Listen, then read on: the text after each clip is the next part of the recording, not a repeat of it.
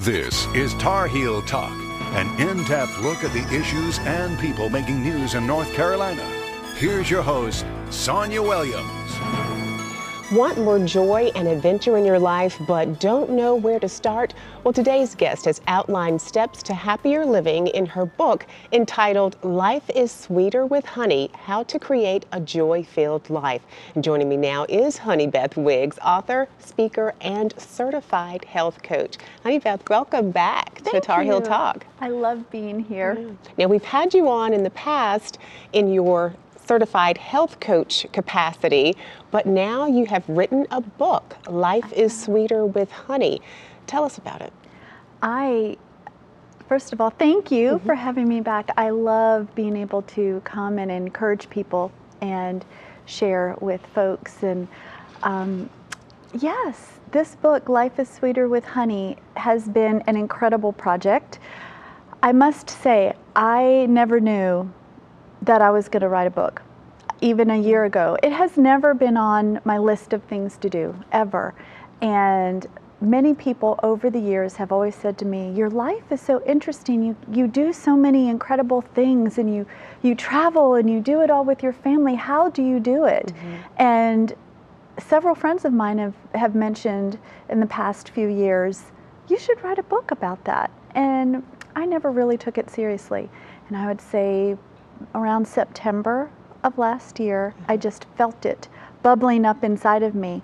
I went away for 3 weeks by myself and did a little personal sabbatical. And in about 1 hour a day, I was able to talk the whole book out into my phone. And here we are, published and ready to go to share with everybody. So it's been an incredible, incredible journey. Now, in the book, you're telling people, you're giving people some guidelines on how to do things like dream and, talking about relationships. So take us through some of those concepts that you share in the book. Yes, I will. I believe that there are dreams that are planted within the heart of a person and within the heart of a family. And I believe that they are there for a reason. When people are young and love and they get married, they have all these grand ideas of what life is going to be like, what the vision of their future, what they want it to be, and how they want to raise a family. And then they start to have children, and their reality starts to hit in, and all of those dreams and hopes just kind of get squashed down. And then we just sometimes can fall into this hopeless state where you don't even want to dream anymore because you just don't think that any of those dreams are going to come true. So, especially in the first couple of chapters of this book, I really want to help awaken the dreams that are within not only you, but your family, the dreams that you have for your family, and just helping you dream again, paint a picture, helping you paint a picture of what it is that you desire for your family, and then to help you have a plan of action on how to accomplish it. There are many different things to think about and steps that you have to go through to do that, but the first thing is to dream. I even talk about a dream date. So one of the things that my husband and I love to do is every January, we will go to a nice restaurant and we will take our calendar and we will just start writing down all the things that we want to do that year. We start with the things that are in stone, things that we have to do, places where we have to be. If there's a family wedding or something like that, those go on the calendar first. And then we start filling in the spaces with the things that we'd like to do, places we'd like to go, and talk about that and what that's going to look like. We even plan out for a couple of years. I have plans for in 3 years to spend several months overseas, and so that is just something we're going to do with our family. But write it down, think about it, and write it down. Don't be scared. But once it's written down, then that hope and that joy that this is something that we want to do, that's going to move you forward in the next steps that you need to take about planning and how to make this happen and thinking creatively, and I guide people through that with this book. I know a lot of times, especially when you're talking about planning and dreaming, a lot of people have a bucket list of things that they want to do, such as travel to other countries. Then the daily grind of working and raising a family kind of set in, and sometimes those dreams, like you said, do get put on the back burner. What is the first step that people need to take in order to even start dreaming? One of the first steps to start dreaming that I encourage people to do in the book is to, I should say, if you are struggling with it, have a conversation with a child. Just talk to a child. Ask a child, either your own or somebody else's. Ask them a question, what do you want to be when you grow up? And then ask why. And just keep going down the list. Where do you want to live?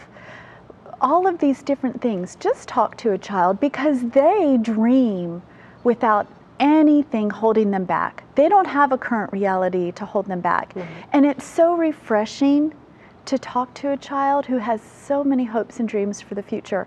And that is going to awaken those hopes and dreams within you too. But the thing that prevents us from dreaming is that current reality. And I don't want to say that people's situations or the things that they find themselves dealing with aren't serious or aren't something that need to have attention. However, there are things that we are called to do, and if we don't allow those to come to the surface, we may never find our full potential. We may never find the true joy that we can have in all circumstances. So a lot of times it's just allowing yourself to dream. One thing that happens, people think, I don't have time to sit and dream, or I don't have time to do this. I encourage, especially busy moms, I just encourage them to keep a little pad of paper. And as a busy mom, you know, sometimes the only private time you have is in the bathroom. Yes. So, if you're lucky. If you're lucky, yes, if you're lucky. So why not just take a little pad of paper, leave it in the bathroom with you, and when you're in the bathroom, just let your mind go places. Look at magazines, think about things that you've always wanted to do or places you've always wanted to go, and just write them down. 30 seconds. If you can just journal these thoughts that are coming to your mind when you allow them to, over a period of several weeks, you're going to see a pattern. You're going to be able to see that there are desires within your heart that maybe you didn't realize, or adventures that you want to go on that are just really starting to come out. Because when you can journal those things, it's really going to allow you to see and to get excited and to want to make some type of plan of action to make it come true. Excellent starting point. We're going to take a break. We'll talk more in just a minute. We'll be back with more Tar Heel Talk after these messages.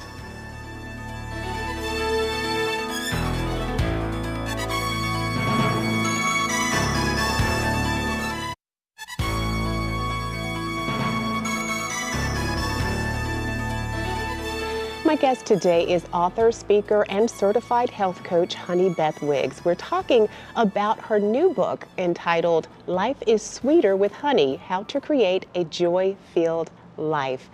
Before the break, you were talking about just how important it is for people to dream. And another key component that you talk about in your book is how we spend our time in terms of creating that joy-filled life. Yes. It is amazing if you were to write down all the things that you do during the day.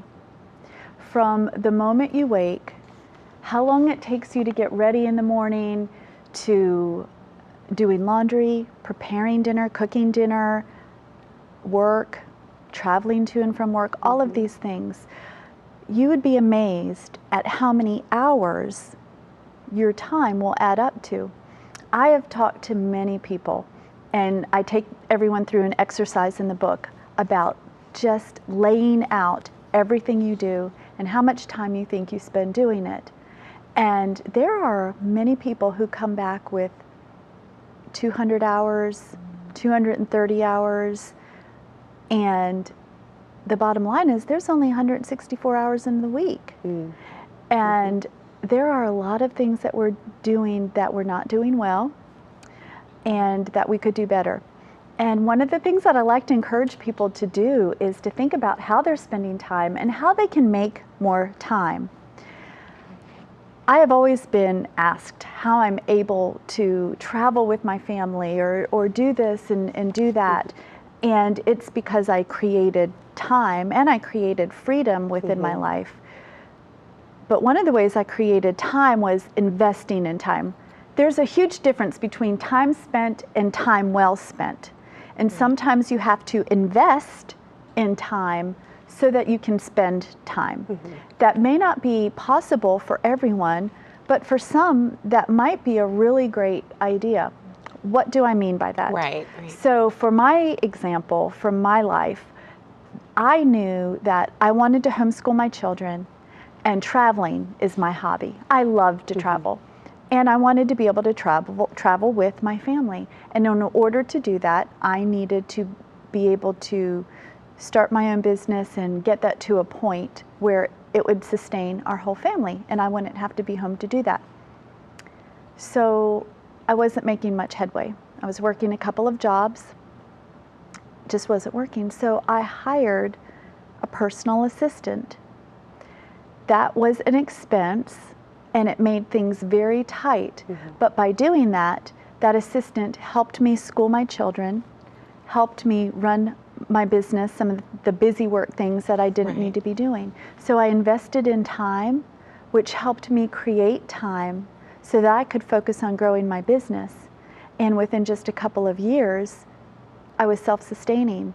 My husband and I, we just lived off of what my business was doing, and I was able to do the things that I wanted to do. So investing it allowed me to spend it. So sometimes that's an option for some people. For a mom, it might just be needing to have someone watch the kids for a couple hours of a week. Lots of different options, but finding that time. And when you can do that, there are so many things that are important, such as relationships and friendships and spending time as a family.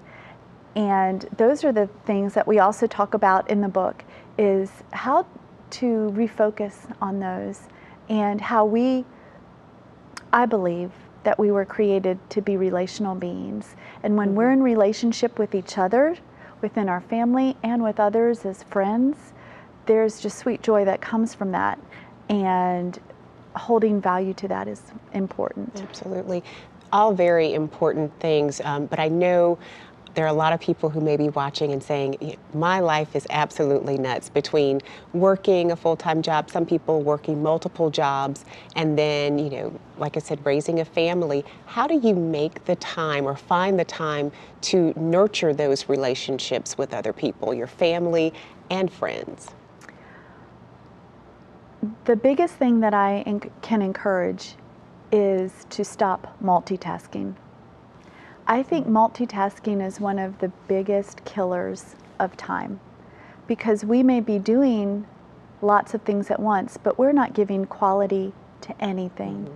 So if you can start to time block, if spending time with your family is important, then put it in your calendar and block the time. Make that sacred.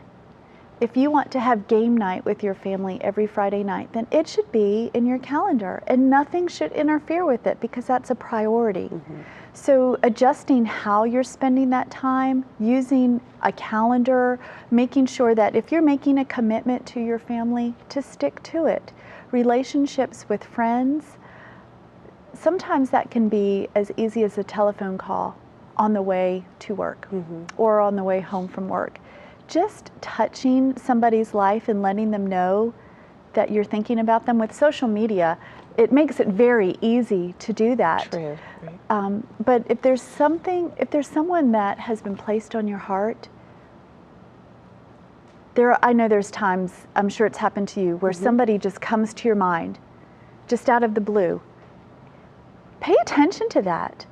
Make a note that you should give that person a call, or just drop them a quick note or a quick text. But don't ignore those urgings, because those are the things that relationships thrive off of and are built off of. And more times than not, the person that came to your mind, they will respond with, I was just thinking about you.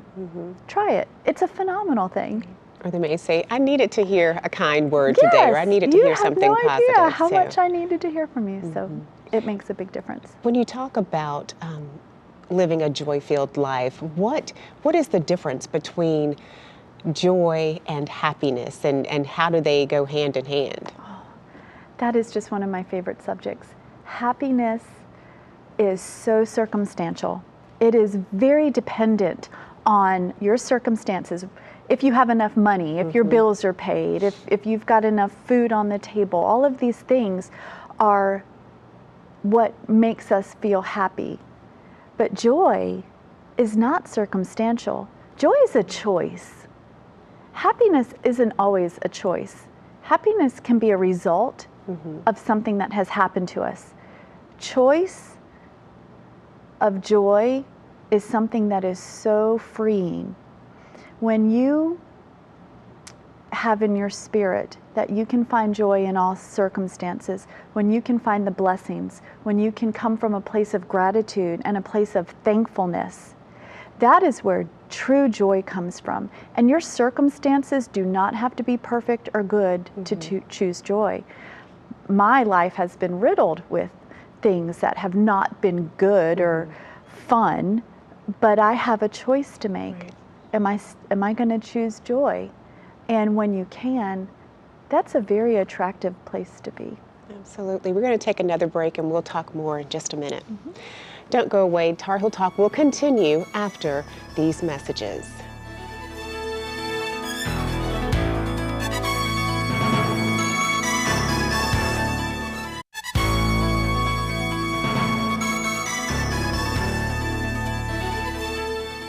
Welcome back to Tar Heel Talk. I'm Sonia Williams. We're talking today about the book, Life is Sweeter with Honey, How to Create a Joy-Filled Life. And my guest is the author. She's also a speaker and certified health coach, Honey Beth Wiggs.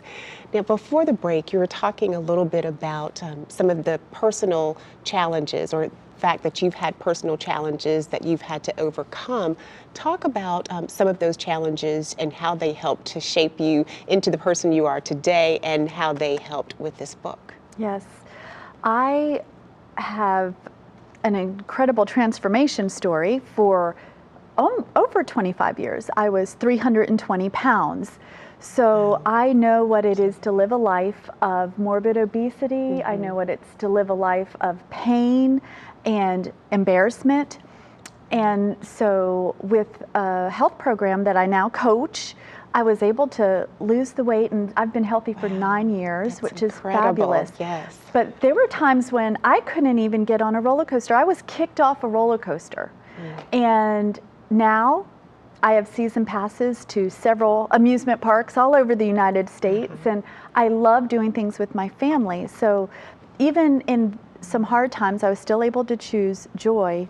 And what that has enabled me to do now is to be able to leave that legacy of joy and of health. And it's really great because the family, life is short, and we are not guaranteed tomorrow at all. Right. And creating memorable experiences with our children is something that is going to last them for their lifetime. And sometimes we just need to make that choice that we're going to choose to do and make memorable experiences, because the time that we have with our kids is short. Right. My kids are now 14 and 13, and I'm thinking that window of them being with us is closing. And I really want to help create memories. I want them to think about our time together as a family with fun and excitement and just treasured memories. I don't want to wait until I'm 65 or 75 or whenever I might retire to create memories.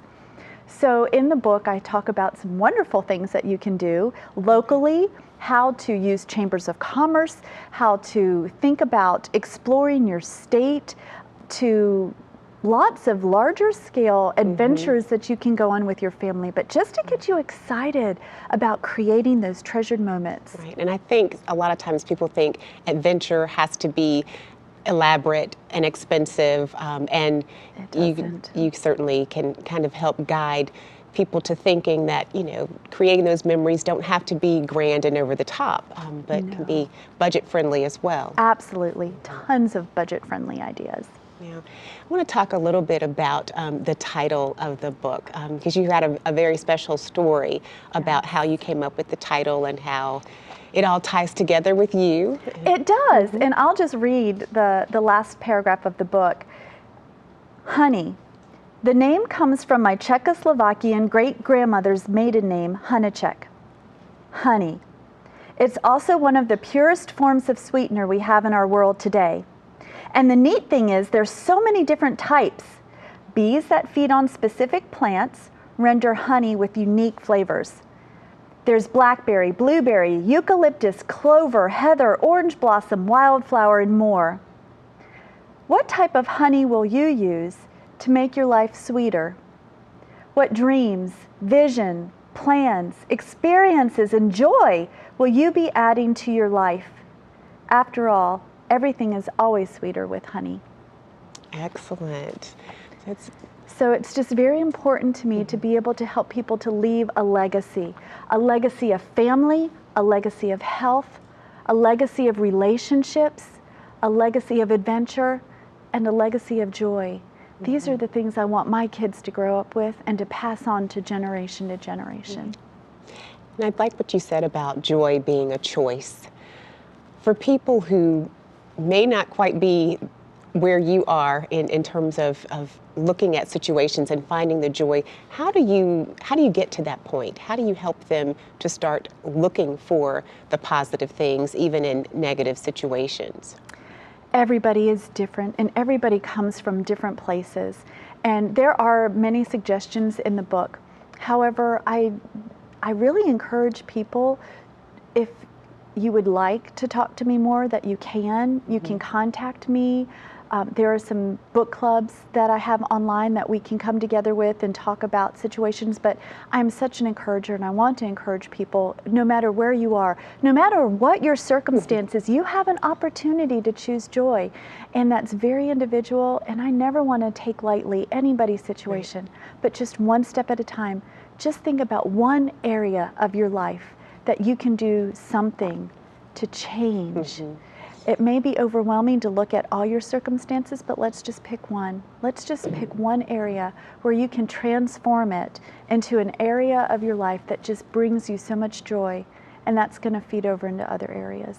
How can people find out more information about your book and about the work that you're doing? Absolutely. They can contact me. They can go to my website, www.legacyofjoyinc.com.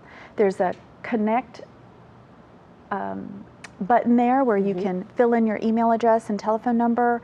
There's some plans put together. If you want to have some one-on-one sessions with me, you can sign up to do that as well. So just go to the website and check everything out. There's also information about my health coaching practice there. So if anybody needs some information or encouragement. We have about, well, less than 30 seconds left. I want you to just give a final encouraging word to our viewers. Know that there is hope. No matter what situation you're in, there are opportunities for you to create the life that you've always wanted, or the desires that you have for your family. They can be fulfilled. And with encouragement and guidance and creative thinking, creative ideas, there are things that you can do to make those dreams come true. Excellent. Well said. Honey Beth Wiggs, author, speaker, and certified health coach. It's always a pleasure having you here. Thank you for being with us today. Thank you. That's it for this week's Tar Heel Talk. To comment on this or other episodes of the show, like us on Facebook, follow us on Instagram, or send us an email to tarheeltalk@fox50.com. I'm Sonia Williams. Thanks so much for watching. We'll see you again next week.